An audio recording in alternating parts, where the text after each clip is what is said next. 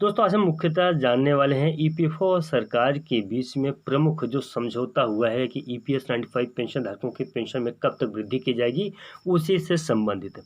देखिए, सबसे पहले मैं आपको यहाँ पे एक बात बताना चाहता हूँ कि चाहे सरकार हो चाहे ईपीएफओ, दोनों चाहते हैं ईपीएस 95 पेंशन धारकों की पेंशन में वृद्धि हो।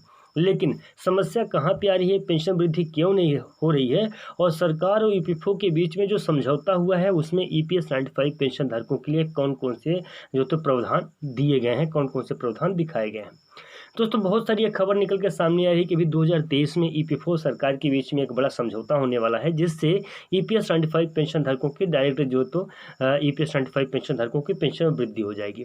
अब मैं आपको यहाँ पे बताना चाहता हूँ कि 20 तारीख को ईपीएस 95 पेंशन धारकों की पेंशन वृद्धि को लेकर राष्ट्रीय संघर्ष समिति की टीम के द्वारा जंतर मंतर पर अनशन किया जाएगा।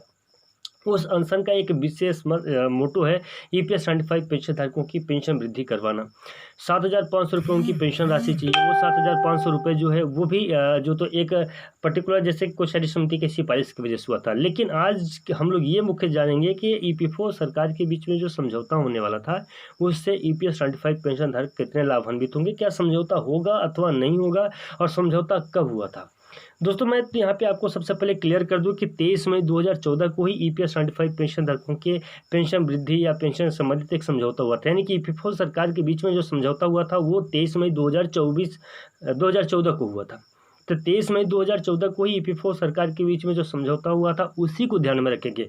और बहुत सारे चैनलों पर यह बताया जा रहा है कि अभी समझौता हो रहा है, नया समझौता, तो नया कोई समझौता नहीं हो रहा है। हाँ, किसी टर्म्स कंडीशन के आधार पर अगर समझौता होता है तो आने वाले समय में होगा, अभी नहीं होगा। और इसकी कोई जानकारी अभी तक नहीं है कि ईपीएस 95 पेंशन धारकों की पेंशन वृद्धि से संबंधित कोई समझौता हो रहा है। अब मैं आपको बता दूं कि पेंशन वृद्धि के लेके क्या बातें हो रही हैं।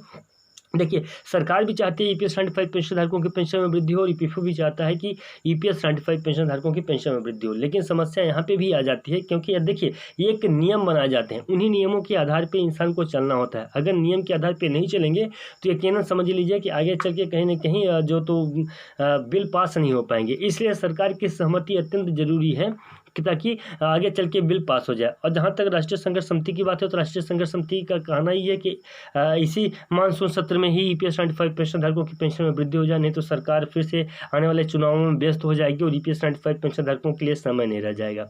बात यहाँ पे एक और स्पष्ट मैं आपको कर दूं कि ईपीएस 95 पेंशन धारकों का स्पष्ट कहना है कि आने वाले समय में ईपीएस 95 पेंशन धारक सरकार को वोट करने वाले नहीं है, क्योंकि जब तक भारतीय जनता पार्टी की सरकार रहती है या दूसरी कोई भी सरकार रहती है जो ईपीएस 95 पेंशन धारकों का काम करेगा उसी को सरकार देंगे। अब मैं एक बात और बता दूं कि सब जगह भारतीय जनता पार्टी नहीं है, सभी राज्यों में, दूसरे राज्यों में भी दूसरी सरकारें हैं, तो वहाँ पे कहीं नहीं ईपीएस 95 पेंशन धारकों की पेंशन में वृद्धि लागू हो गई थी। देखिए, मुख्य इसका बात यही है कि एक नियम बनाया जाता है, उसी नियम के आधार पर ईपीएस 95 पेंशन धारकों की पेंशन में वृद्धि की जाती है। इंतजार करें, जल्द ही ईपीएस 95 पेंशन धारकों की पेंशन में वृद्धि की जाएगी।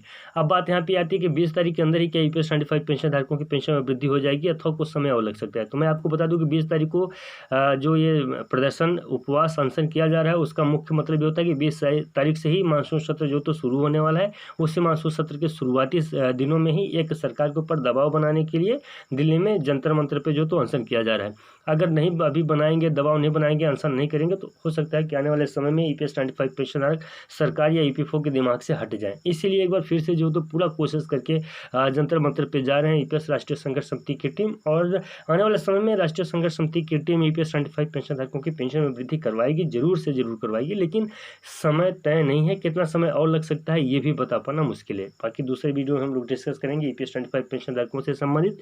फिलहाल दोस्तों आपको यह जानकारी वीडियो कैसा लगा हमको कमेंट में बताइएगा, और आपका दिल करता है तो प्लीज़ चैनल को सब्सक्राइब जरूर करिएगा, क्योंकि चैनल को सब्सक्राइब करके रखेंगे तो हमारे यूट्यूब चैनल पे कोई भी इन्फॉर्मेशन आएगी, कोई जानकारी आएगी, वो डायरेक्टली आप तक पहुंच जाएगी।